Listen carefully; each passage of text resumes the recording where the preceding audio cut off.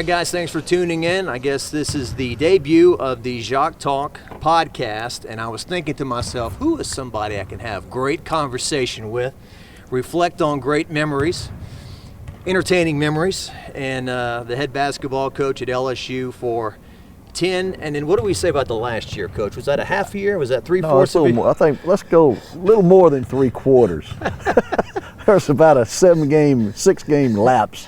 Something happened at the end. I don't know. I still don't know. It's crazy. You won a game on a Wednesday night against Auburn. Your first victory in SEC play. Yeah. Did you get a call from school?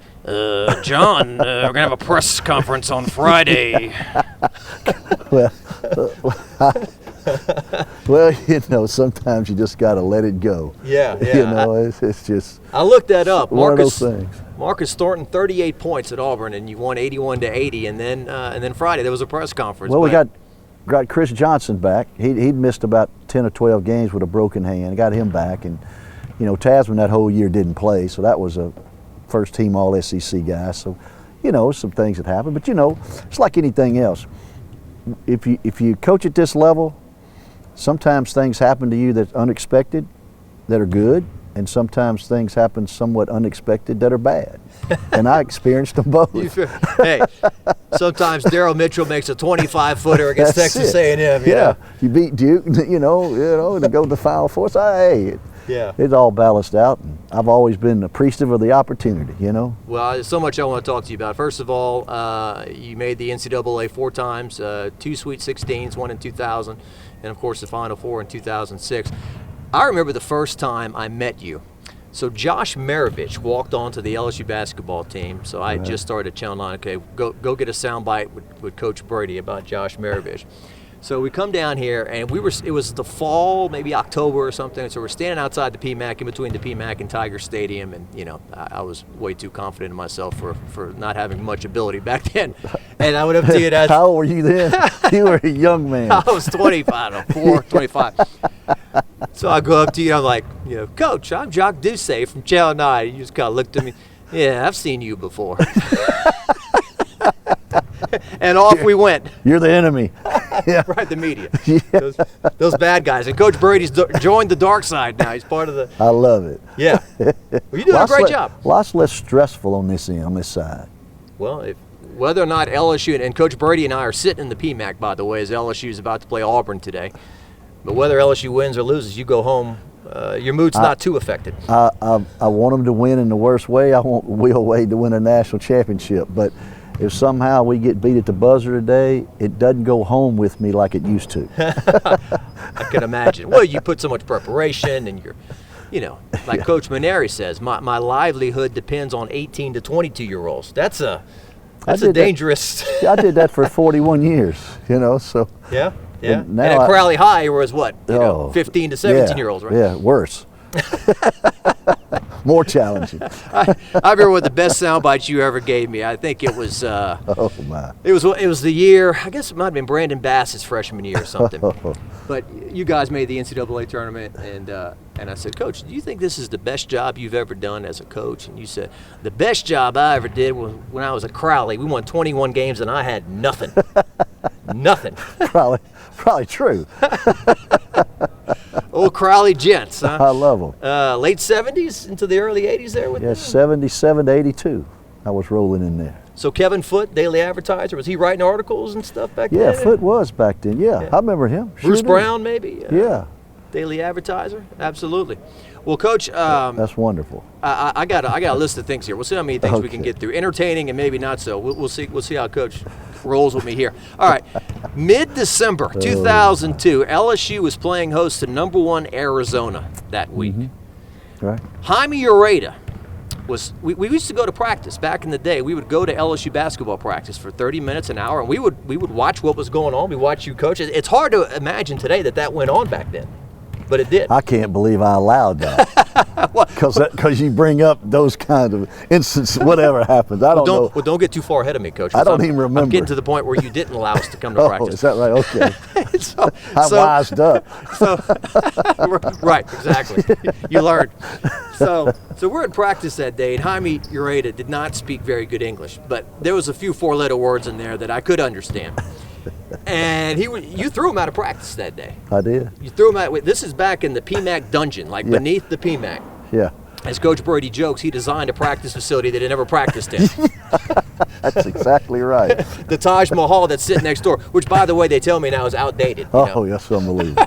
This thing's no good. We need a new thing, They should experience the dungeon, and they really appreciate things around here. So we're down in the dungeon. So Jaime mouths off, and Coach Brady throws him out of practice. So we go back to the station, and George Sells, just the ultimate news guy, like worked in Philadelphia, worked in New York City, worked in some big markets, and ends up in Baton Rouge. And I love George, and I'm glad I got to work with him. So George gets wind of the fact that we were at practice when Jaime gets thrown out. So he decides pretty much then that's our lead story on the news that day, on the sports at least, So we get into that. So the next day we come back to practice, and Kent Lowe, Dr. Kent Lowe, is giving off an air, and he says something like, "I don't think Coach Brady liked your sportscast last night." I said, "Well, why not, kid?" "I don't think he wanted that on television." So we were standing right down here. I don't know where it was. And me, you, and Glenn Gobo, you read me the riot act while eating a bag of Zapp's potato chips.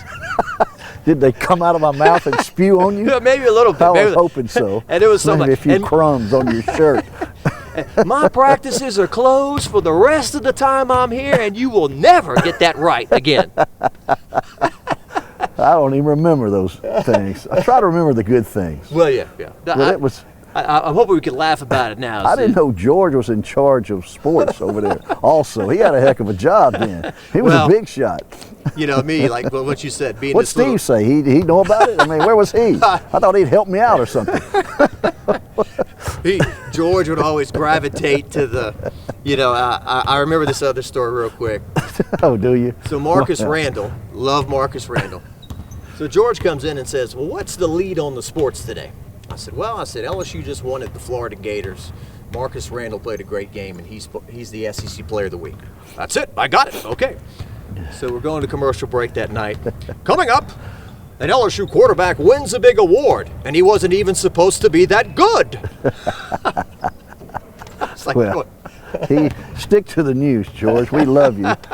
But, But he knew what people would gravitate to, like you would say, the media, Just use me for whatever you want. That was kind of my deal. Let's use old Coach Brady. He always gives us some good copy. Well, you pointed to Gilbo. You said this guy right here.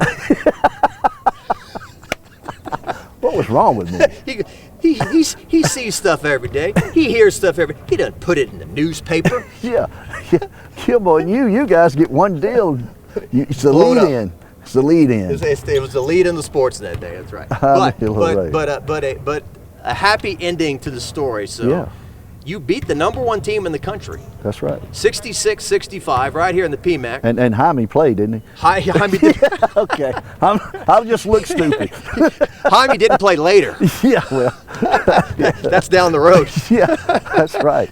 19 points, 13 rebounds for Jaime. Antonio Hudson, a very good basketball player for you. Yes, sir. 20 points, 9 rebounds, and I think that's when you put on the Santa Claus hat. It was right before Christmas. You and Dick Vitale Dick Vitale put it on my head when he was interviewing me right there after the game, and it was an early Christmas, Merry Christmas for the Tigers that night. Great win. Not the first time you beat Arizona, too. You were good against those guys. Even the years that you lost in the late 90s when you were totally outmanned. I remember you went to Arizona one time and played them right to the end. Played really good. Yeah, we did. Lute Olson got me motivated. I like Coach gets those Hall of Fame guys. They give me a little extra edge. Had to prove yourself, Yeah. And I couldn't help, Lute Olson, God rest his soul, passed away recently. Yeah. He was really connected to LSU basketball. I mean, there was a game that Shaq played here and dunked and did the Cabbage Patch, and they were #2 in the country. And that game you played against them here in 2000 just beat the brakes off them by 26 points that day. That was the worst loss in Lute Olson's career at Arizona. That defeat, we beat them here, national TV. They were #1, or I don't know if they were #3 that year. We beat them when they were #1 here, the Christmas game, but that game they may have been #3. And that was the Jabari Smith behind the back, fake behind the back dunk at the buzzer to end the first half. This place went nuts. Well, let me ask you this. While we're sitting here right now, when you're coaching in this building, and there's 13,000, 14,000 people, on top of you here, and you're trying to shout out to Taurus Bright or whoever to run the offense. What's it like to coach in this place when it's full? This place is one of the best in the country. You know, Coach Brown started it and got it going like that, and we had our moments in here as well. Will Wade's done an excellent job with it, and when this place is rolling, it's as good as any in the SEC for sure, and one of the best venues I've been in the country in terms of the noise that can be created in here. It's unbelievable. I remember here coming here as a kid. Chris Jackson, to this day, Coach, you grew up with Pistol Pete. I unfortunately didn't see him play. I wasn't old enough. My parents were at school, and they still say, I wish we would have gone to more games when he played, you know. But right. But Chris Jackson, when I came to watch him play, he was my ultimate hero. And to this day, I don't know if I've seen anybody like him. I know you didn't coach him. That was the Dale Brown era. I recruited him. You were at Mississippi State as an assistant. Yeah, Coach Brown busted my bubble. Thought I was going to be famous just for a moment. He killed me. Well, as I remember correctly, Mississippi State beat Chris Jackson. Yeah, we did. More than once. Yeah, that's right. You're exactly right. Yeah. Well, you got a good memory for a young man. I remember. I think you guys were playing one year for the SEC title. I think it was the regular season finale. I think Shaq might have been. That was the Shaq days, and you guys beat him. But Richard Williams, who he was a very good coach, right? Excellent coach. Probably the best. Really not as famous coach, but you take Mississippi State to the Final Four. You tell me that they could resurrect John Wooden and Adolph Rupp. I don't believe they're going to take Mississippi State to the Final Four, and Richard Williams did it. So that's an unbelievable accomplishment. Nothing against Starkville, beautiful little town, like going there, but So I would imagine. Skip talks fondly of it. Yeah, right, Coach Berkman loves it up there. Hey, John, you want a room without a view? See, Yeah, that's what you want. was a tornado blew through Starkville. Did $3 million of improvements. That's a scream. What's wrong with Skip? He ought to be ashamed of himself. I don't know what it was about him. He and Ron Polk, they were like these, you know. Well, they're the two icons of SEC baseball, no question about it. Yeah, and they, you know, back when everyone didn't take themselves so seriously. Yeah, that's right. They could joke with each other, and it was nobody cared. The money's ruined it all, except unless you're getting the money. Yeah, it's made it a little more tense now. You know, they don't have as much fun anymore. Well, Coach Brady the other day made a joke with me. You know, Gus Malzahn gets fired at Auburn, right? And he gets paid $21 million to do nothing. And Coach Brady said, you know, I don't know if I'd be happy to get $21 million and walk away, or they hated me so much that they paid me $21 million. Depends on how you look at it. They must have really wanted to get rid of you to give you $21 million to leave. Shoot, that's incredible. We appreciate your time here, Coach, but get the hell out. Thank you. I will. So I've got some of your memorable press conferences down here. Oh. March the 13th, 2003. LSU destroys Arkansas in the SEC basketball tournament in the Superdome in New Orleans, 85-56. Stan Heath was the head coach at Arkansas. LSU fans used to joke he looked like Montel Williams, the daytime host there. So, and thank God for LSUsports.net, because they summed it all up for me so perfectly when I looked it up. LSU's Ronald Dupree and Arkansas's Jonathan Monica became tangled after a blocked shot. With 10:58 left to play, Monica was charged with both a personal foul and then a technical foul for throwing a half-hearted punch towards Dupree. Only 2 seconds later, Arkansas point guard Eric Ferguson was called for a hand check foul on Bright. Before the free throws, Ferguson was given a technical foul and ejected from the game for a comment directed towards LSU head coach John Brady. Yes, he is. Do you remember that? Yes, I do. I certainly do. Because I was kind of turning around and he said something to me, and I turned around and the official was standing right there. I said, "Did you hear what he said?" He said, "Yes, I did." And he went, bam. He popped him right there. He said, "I sure did, Coach." So you helped. Oh, I nail him. Yeah. Oh, absolutely. I facilitate. I was a facilitator. So, yeah, there you go. So your press conference afterwards, one of your best press conferences ever. Oh. As one of the LSU fans told me, Coach Brady came in with a big stick that night. So the reporter from Arkansas, as I would do if I was covering Arkansas, he was trying to pry you a little bit. So he said, really? That's the way y'all operate. And y'all supposed to be my friend. Yeah, well, right. I'm thinking in my head, what would an LSU fan want me to ask right now? So the Arkansas guy goes, "Coach, what did you tell Ferguson?" And you said, "I was responding to what he said to me, sir." Yes. And he said, "Well, what did you tell him?" And you said, "None of your business." That's right. That was the end of that conversation. At least I threw a "sir" in there to act somewhat respectful. A little sarcastic though, but I can see me doing something really stupid like that. Yeah. Well, no, Back in the day. So the next game, you were scheduled to play Florida. This is in the heyday of Billy Donovan and all that. I think we popped them too. You did. You beat them, and I think they were 5th in the country or something in the Superdome. Yeah. And some reporter goes, "Well, Coach, what's your plan for Florida?"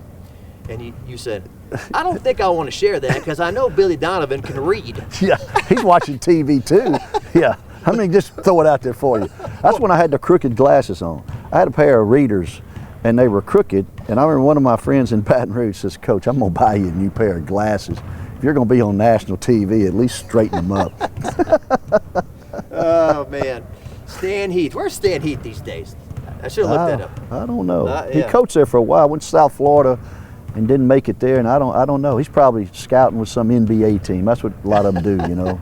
You know, that was in the time. Coach at a smaller school, get to the Sweet 16 somehow. Big job. Yeah, automatic. You know, That's how right. that went. That's right. I remember you told me something like, "This ain't Kent State, brother." I never would say anything Right. off the cuff like Yeah, that. you're right. You're right. So, so some other fun times here. Uh-oh, it gets worse. Should we talk? Goes Should we talk downhill. about Birmingham? Well, this wasn't fun, but you one of the teams you coached that was really fun. Got hot towards the end. You had College Temple III. Yeah. Ronald Dupree, which Ronald Dupree, in my opinion, I don't know if he's underrated or whatever, but just a great basketball player. Yeah, and a tremendous young guy. I mean, you know, engineering major. I mean, just all around good guy. I was probably a little too difficult on him at times, but he thanks me for it today.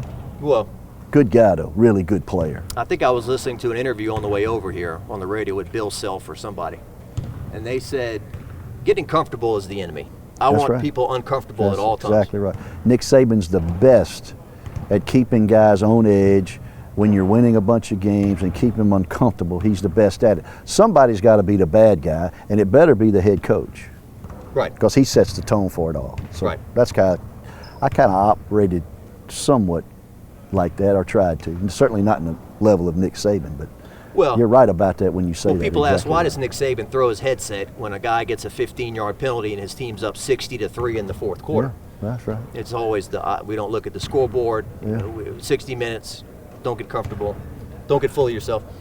I got thrown out of a game against UNO with 5 minutes to go. We're up 23 here against UNO. I'm sitting down. I'd got a technical early in the game, one, and then with about less than 5 minutes to go here in the PMAC, we're up 23 or 24, and the officials let some things go at the end, and I just sat there. I said, "Hey guys, don't get comfortable. Finish calling I may have said something ugly, the game, you know." Right. And Teed up. turned around and teed me up. It's the most embarrassing walk I ever had, up 24 with 3 minutes to go. I got thrown out, sitting down. That's a record. In a blowout win Yeah, where a blowout win, yeah. you're not upset about anything really except the Yeah. officials for wanting to go home early and That's right. call it a night. They had reservations at Ruth's Chris or something. You know, what was the game where you got thrown out at Florida? What year was that? That was early 2000? That was that was like 98 or 99. John Clockerty threw me out. Kermit was with me. It's a funny story because you get thrown out, and I heard later you said, "Well, I just took a walk around the campus. It's Well, a what pretty happened campus." was I threw my jacket at Kermit Davis, and I said, "Okay, Kermit, you're the head coach now. Try to win the second half." And I walked down the hallway, and went out the door, and the door shut behind me, and it was kind of cool out there. And I said, "I don't have my jacket." And I went to open the door, and I locked myself out. You're talking about feeling like an idiot. I was shaking the door, nobody was there to open me back, so I just kind of strolled around campus. And then right when the game was about to, I went in the truck, I was on TV, and I told those guys, and they called somebody, and they let me in, and I was able to go to the press conference. What did it be? I locked myself out. What the guys at the truck say? Hey, we got the LSU head coach out here. He's watching. sitting here in the truck watching the end of the game. Kermit did win the second half by 2, I think. He did a nice job. Well, Coach, to go way off the path here. One of my first sporting events, Baton Rouge Kingfish over here, and they were playing somebody. I don't know the name of the Kingfish coach or whatever. but they got beat 8-1 that night. And they were losing 8-0 after the second period. And the coach, with a straight face in the press conference, said, "Well, our goal was to win the third period, and we did 1-0." Yeah, there you go. Gotta get some silver lining in every situation. So 8-1. So anyway, that team in 2003, 2002, 2003, Kyle Temple III, Ronald Dupree, Torres Bright, Ureta, Antonio Hudson. You got hot, and you playing Purdue in Birmingham, and the game is tied at halftime, and it's kind of hard to explain what happened in the second half, huh? In that game. Did Tack Miner throw it away? Was he on that team? That was Boise. That was Idaho. That's right. That's right. My point guard had 11 turnovers. That's not a good game. Gene Cady, man, was still. I remember. I don't know if you asked me this, but when we were sitting in when they did the matchups and we were going to play Purdue, and somebody interviewed me. I don't know if it was you or the other station here in town. I forget who that guy is with the other station. What's his name? Well, I don't know. But they Michael asked me. Cobble? Okay. Yeah, they've asked if I knew anything about Purdue. I said, yes, I do. I said, Gene Cady's got one of the best comb-overs in college basketball. That's all I said. And he did. That was a treat. It started like way over here on his ear and flipped all the way over. It did. And look at you. You're bald and beautiful. You know I'm not going to do that. Here we go. Shave it off. Not dealing with that. You know, I'll tell you one thing. Dale Brown, I used to watch. Dale Brown and Purdue played that famous game here. I think it went double overtime. When LSU went to the Final Four in '86, back when you could host an NCAA tournament game. And I remember some press conference, Dale Brown saying, ex-Marine Gene Cady, you know, blah, blah. Yeah. So I go to the press conference, and I asked them, the war in Iraq had just broken out, okay? And so I asked some of the players, the Purdue players, about, you know, your head coach is an ex-Marine, you know, the war's breaking out, something, whatever I asked them. And they kind of answered some questions, and then Cady comes to sit down, and some reporter goes, Coach Cady, we heard that you were a Marine, is that true? No, where'd you hear that? So, as much as I love Dale Brown, that taught me not everything he said was true. Well, that's a lesson learned. I mean, you know, that's kind of why you live. Yeah, you live life, learn lessons. I learned a few along the way myself. Wish I could take some of it back, but hey. Jim Moore was a Marine. Gene Cady apparently was not. So here's another funny memory before we get to the Final Four fun and all that. So in 2004, February the 13th, 2004, you go to Florida, Gainesville, once again, the height of Billy Donovan and all that. Yeah. And you beat Florida in Gainesville, 73-70. And tough, just like the swamp across the street. Fans right on top of you. Yeah. Very hard place to play. Really difficult. And it's not like you're coaching against some guy who don't know what he's doing. You know, right. Donovan kind of, and had good players. So, yeah, that was a great win. Back-to-back national champs. So at that point, you're 17-4 overall. That's you're right. 7-3 in the SEC. Playing really. Jaime Loretta scored the last 15 points for LSU in that game. Turned his ankle. Never tried to play another game and a half. That was probably the most disappointing time I had at LSU, when he kind of went south on us and wouldn't play anymore. He tried to play, walked around it in Stark before we got beat. Tried to play here and wouldn't play, and then finally, I just said, "Look, enough's enough," and you know, he left town. And that was the most because that team at that time in Florida, we were as good as anybody in the SEC. That was a heck of a win because Florida was leading the league, and Jaime scored the last 15 points of the game. It beat him by himself almost. If there was ever a year you was snake bit, you didn't deserve that. Well, you know? he just went south on me. Some agent got to him and convinced him not to play with a hurt foot, and whatever the case may be. I don't know all the reasons why, but after a while, you know how I get. After a while, I got up to here with it, and boom, I just told him he needs to just leave, and he left town and didn't play the last 5 or 6 games, and you know, we couldn't win one. We got off center, so that was disappointing time for me here. You know, I mean, not to make light of it, but you know, the old "Where's Waldo?" It was like, "Where's Jaime?" We like in the media, like, is he coming back? Is he playing or not? Yeah. And then there was that day he finally, he's out of here. And when he played, he was a warrior. I mean, he was a rebounder. He could score. He couldn't hit a 10-footer, right? But the year before that, his first year, we beat Utah here. Rick Majerus beat him like a drum, and that Bogut that played 12 or 14 years in the NBA, the 7-footer, 6'11" guy, Jaime just destroyed him that day. I mean, so he just, I don't know, it's one of those things that happened to us, and It's unfortunate it happened to me. So so after you beat Florida, this building was sold out. You came back and you were playing Auburn. Yeah. And like you said, Jaime couldn't go, and Auburn couldn't miss. Yep. And so they won that game. And then, like you said, you lost at Vanderbilt, you lost at Mississippi State, and then you played Kentucky, who was number 9 in the country, and you played them very well. They pulled it out at the end. So on March the 3rd, 2004, Ole Miss comes to this building. Right. LSU starters were Brandon Bass, Darryl Mitchell, Darnell Lazar, Antonio Hudson, and Charlie Thompson. Must have been senior night, maybe, I think. You started Charlie. Yeah. Something like that. Love Charlie. He's a doctor now. Isn't he? He was way too smart to play for me, but he did it. So. So a legendary press conference. All right. So Ole Miss is beating LSU at halftime, 21-10. So we got all the frustration with Jaime and everything. In the second half, LSU outscores Ole Miss 48-24. Mm-hmm. You win the game 58-45, and your opening press conference, your opening statement lasted somewhere between 8 and 9 minutes. Do you remember? Something, yeah. Well, I told the team at halftime, "Guy, I don't care what the score is. We're only down 11. We're going to win this game. Right. We're not going to play any worse. We're only down 11. I didn't care if it was, 11-0.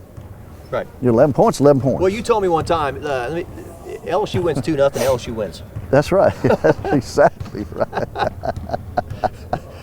But anyway, in this post-game press, and then you walked off the podium like twice, right. and this is back for whatever reason, fans were getting into the press conference, and there was like a group of people in the back, and they were applauding you. Yeah. Like when you were making a good point, when everybody in this town gave up on this team, blah blah blah, and you walked off the podium, people clapping in the back. I remember that because the camera on the news that night showed me walking off. He'd get over here and I'd walk back and I kind of remember that. For someone to talk for 8 or 9 minutes without stopping, there was a couple of pauses in there. But Did I take a breath?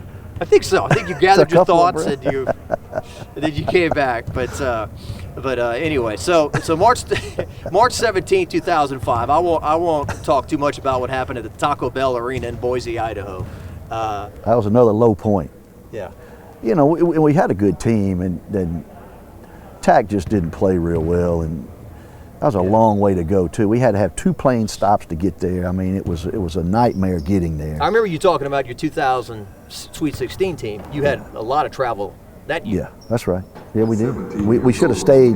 We should have stayed in Salt Lake and went straight to Albuquerque. That's what I should have done without coming home and going back 2 days later and doing all that traveling. But it was we didn't play well up there, and UAB beat us, and we deserved to lose because we didn't play well enough to even make it close, and they just smacked us pretty good. All right, let's talk about the great stuff here. Working at Channel 9 for almost 20 years, I've been blessed. I've called this like the golden era, Coach, of like Louisiana sports. Like anything you ever dreamed of happening is like happened in the last 20 years. Like the Saints winning the Super Bowl, get out of here. That's never going to happen. And it happened, and LSU football wins 3 national championships. They play for a 4th, and the Final Four. To this day, LSU's 2006 Final Four is a highlight for me in my career and my life. I just had so much fun. I'm getting paid to do this, to go to the NCAA tournament, watch LSU beat Duke and all this. So the first game of the NCAA tournament, Iona. Right. You're losing at halftime, 37-32. Right. Second half, you blew the doors off, but. Well, what we did, instead of shooting the ball from the perimeter, we threw it into a guy named Glenn Davis because they didn't have a guy could guard him, and we had it all backwards. So we went in at halftime and did a little adjustment, said, "Hey guys, I got an idea." Until they stopped Glenn around the goal, let's just keep throwing it to him. And I think he had maybe 20 the second half, and we kind of separated the score. And you talk about things kind of lining up. Tyrus, the timing was perfect with the ankle. He healed just in time for you to make this run. That's right. And his shot blocking ability and the things he brought to the table. Coach, and then March 18th, 2006 in Jacksonville is, of course, the Darryl Mitchell three-pointer to beat Texas A&M and to go to the Sweet 16, which will, to this day, is one of the biggest shots in LSU history. I'd say one of the biggest moments in LSU sports history. It's crazy, man, when I'm looking back on this. Darryl Mitchell, before that shot, was 1 of 7 from three-point range, and as a team, you were 1 of 11. Who cares, though, right? The play actually was a thing we just put in, and it was to get Daryl Mitchell the ball late in the game, and then let him figure out either pass it or shoot it or win it. You got your best player with the ball with 6-7 seconds left. Let's go with him. He hit 3 last-second shots during the course of that year to win games for us. So why stop now? Coach, it was great 2 years ago when LSU made the Sweet 16. They opened in Jacksonville, same building, and Tasman Mitchell, now part of the staff, he brought me. He was reenacting it. he stood in the same place where Daryl Mitchell made the shot. That's right. I remember. I was sitting there. I remember that. Yeah. We had a little reunion that day. Yeah. In a way, and good stuff. Man, just sunk that thing. I mean, I was sitting there, and there was kind of a scramble and chaos, and he threw that thing up and hit it, and it was like, wow. And a quiet guy, real humble guy, Daryl Mitchell. Hey, I tell everybody, he played for me 4 years, started almost every game except his freshman year, the first 10 maybe. I don't believe I ever had a 4-sentence conversation with Daryl Mitchell. Never needed to. Yeah. He went to class every day, did what he was supposed to do, took care of that part of it. You coach him, he didn't say anything back. Always was there at practice every day, went hard every day. Just a leader by example as opposed to being a verbal leader. I remember there was a press conference, I think it was after when y'all beat Duke. Daryl Mitchell was talking about you. He goes, well, when I came to LSU, Coach Brady was one tough cookie. Is that what he said? and he says, he lightened up a little bit, and, we love Coach Brady. And you were sitting up next to him. You go, man, somebody passed me a hanky. Getting choked up over here. Getting choked up over here. So, let me tell you, and one quick thing about the Final Four, and I'm not sharing this to boast or to brag. I'm setting this up for the humor of it, okay? For whatever reason, WAFB Channel 9 was the only station from Louisiana that covered the first 2 rounds of the NCAA tournament. And because of that, there was a rule that said, once the first 2 rounds pass, if you didn't cover the first 2 rounds, you can't hop on and then cover the next whatever rounds, okay? So for whatever reason, I'm the only one there, okay? So you guys win these 2 games, and so some of the other stations literally are in the stands, like at the next games. I don't know if they bought tickets or whatever. Some are standing behind the goal, but none of them can go into the locker room after the game. No one can go to the press conferences, and so I've just got this gold mine of stuff that's exclusive, all right? So Coach Brady starts catching on to this a little bit. And for what I would say the biggest game of your life, even though you coached in the Final Four, all right, you're playing Duke, right? It's Coach K, Duke, Sheldon Williams. Number 1 in the country. Number 1, not only the country, but the number 1 seed, right? Number 1 seed, number 1 in the country, and the college player of the year in J.J. Redick. Had it all going for him. So this isn't the Final Four, but this is about as big as a basketball That's game right. can be. There are 30,000 people in the Georgia Dome, okay? Yeah. And so I'm there, and, your job when you're on the road is just wherever the team goes, follow them without, interfering in their space or whatever. They get off the bus, you shoot them. They show up at the arena, you shoot them at the arena. Wherever they go, you. So Coach Brady walks in the night he's playing Duke. 30,000 people, turns to my camera and goes, hey man, you've got an exclusive. This is exclusive coverage. I'm glad you're here. I'm glad you're here. It's exclusive. I was thinking Coach Brady's going to be so P&V tonight, but you were loose. Maybe that set the tone looking back at it, You guys went in there and handled We had nothing to business. lose. Most people thought we weren't going to win anyway, except maybe those 11 or 12 guys in the locker room and our coaching staff and their moms and dads.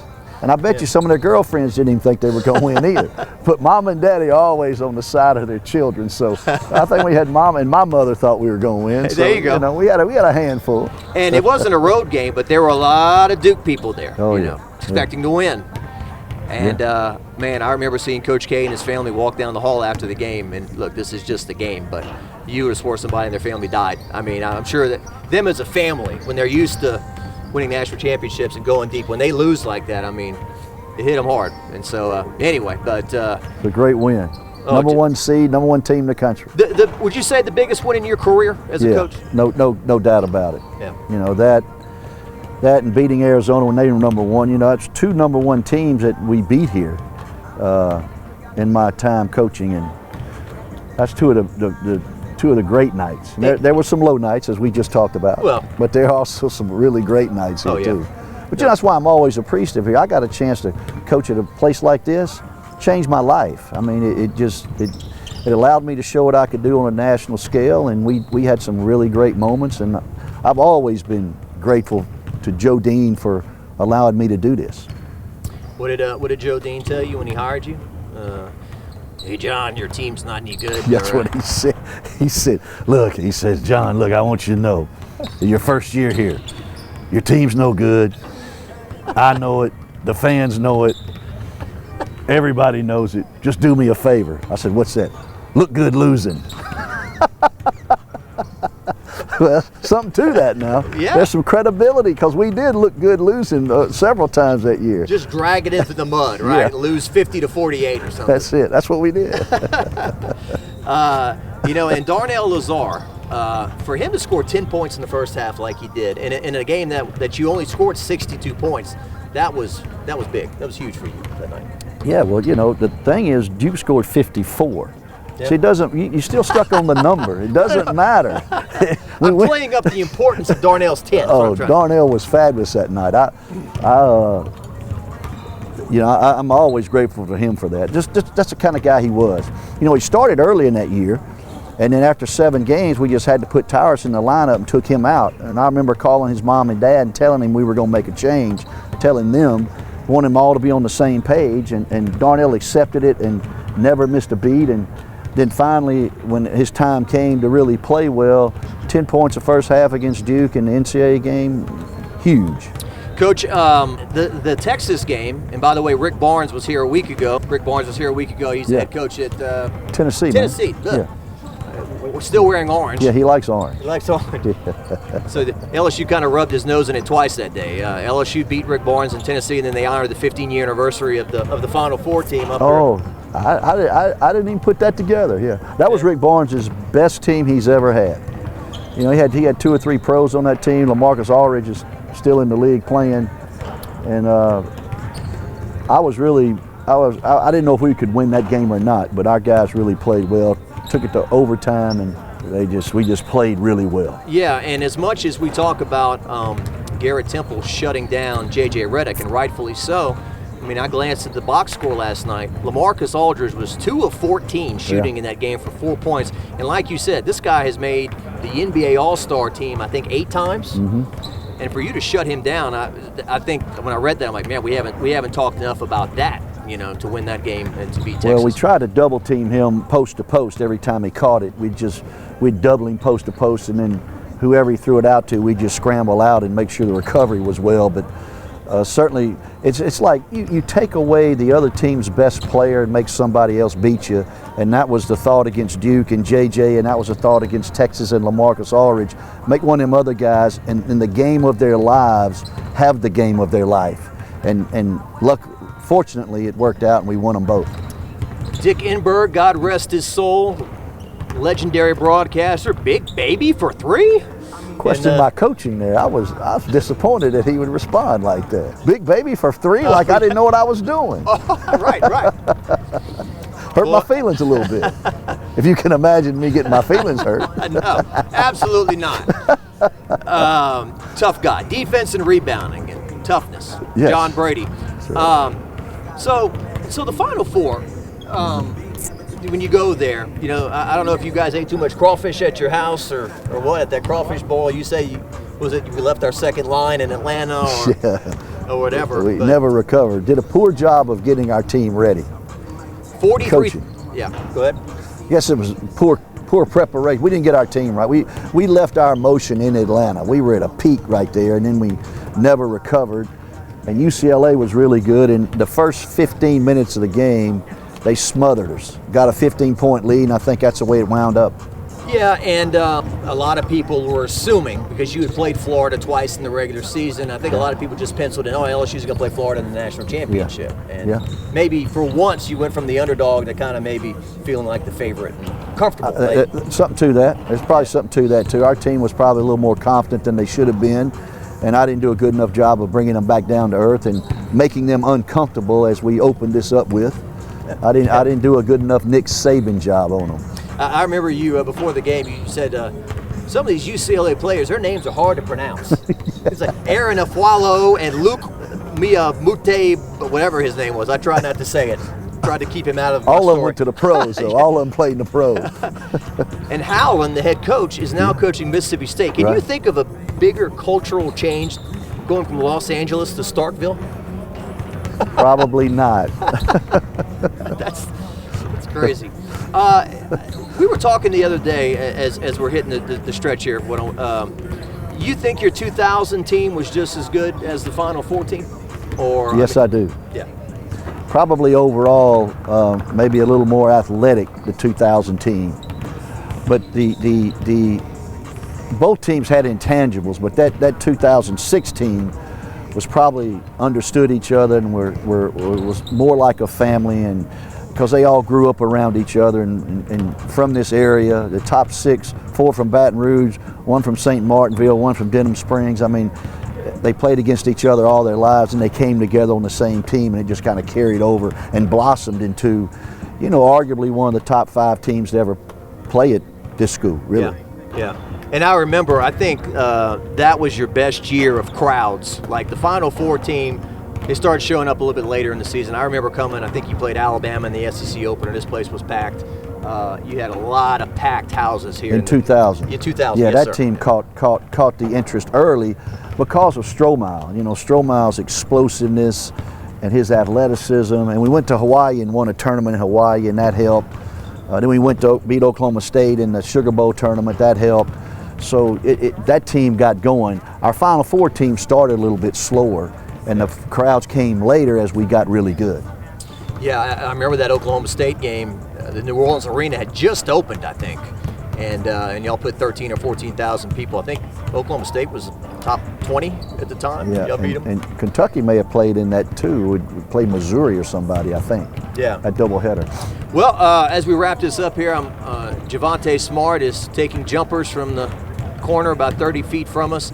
The broadcasting career, certainly you know the game of basketball, and the broadcasting thing, and apparently from what I've heard, people enjoy listening to you on the radio and listening to you on broadcast, and I think you've probably grown to understand you got like a 5-second window to kind of throw your punch and get in and out, right?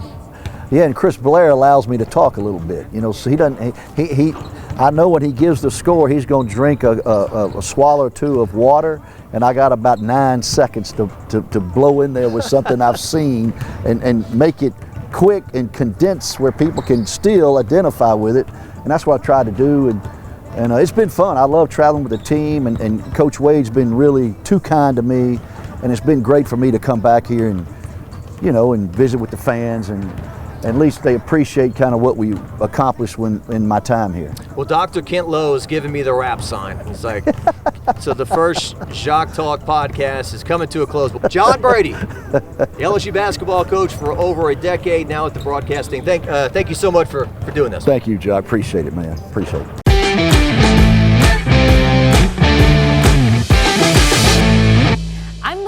Thanks for checking out the WAFB YouTube channel. Hey, why don't you subscribe while you're here? Go ahead and click on that box and you'll get the latest updates on when we go live. Make sure you download the WAFB News app for the latest updates too.